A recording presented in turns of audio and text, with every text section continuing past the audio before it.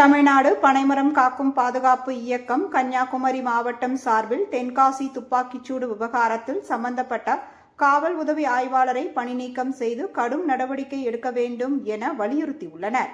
தவறும் பட்சத்தில் 2026ஆம் ஆண்டு சட்டமன்ற தேர்தலை புறக்கணிப்போம் என்றும் எச்சரித்துள்ளது.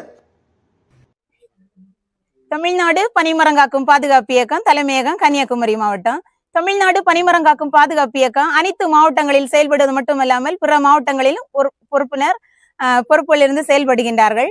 இப்ப பாருங்க, தென்காசி மாவட்டத்துல நடைபெற்ற பனை தொழிலாளர் மீதான தாக்குதல் மிகவும் வருத்தக்கூடியது. பாருங்க, காவல்துறை இந்த அராஜக செயலை செய்துள்ளது.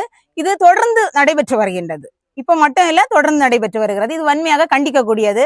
அது மட்டும் இல்லாமல் இப்ப பனி தொழிலாளர் என்ன செய்திருக்காங்கன்னு சொன்னா, ஹாஸ்பிட்டல் அட்மிட் பண்ணிருக்காங்க. அடுத்த கட்ட நடவடிக்கையாக அரசு என்ன கொண்டு வந்துள்ளது, அவங்களுக்கு டிஸ்மிஸ் பண்ணணும். அந்த காவல்துறை யாருன்னு பார்த்து அவங்களை டிஸ்மிஸ் பண்ணணும் என்கிறது எங்களுடைய கோரிக்கையாக இருக்கிறது. நாங்க அனைவரும் ஒன்றிணைந்து இதை டிஸ்மிஸ் பண்ணலன்னா மாவட்டம் தோறும் எங்களுடைய போராட்டத்தை தீவிரப்படுத்துவோம் என்கிறதும். 1.25 லட்சம் நமக்கு உறுப்பினர்கள் இருக்காங்க. அவங்க எல்லாருமே நாங்க இணைந்து அடுத்த கட்ட நடவடிக்கையாக தேர்தலை 2026 தேர்தலை நாங்கள் புறக்கணிப்போம் என்று நான் சொல்லிக் கொள்கிறேன்.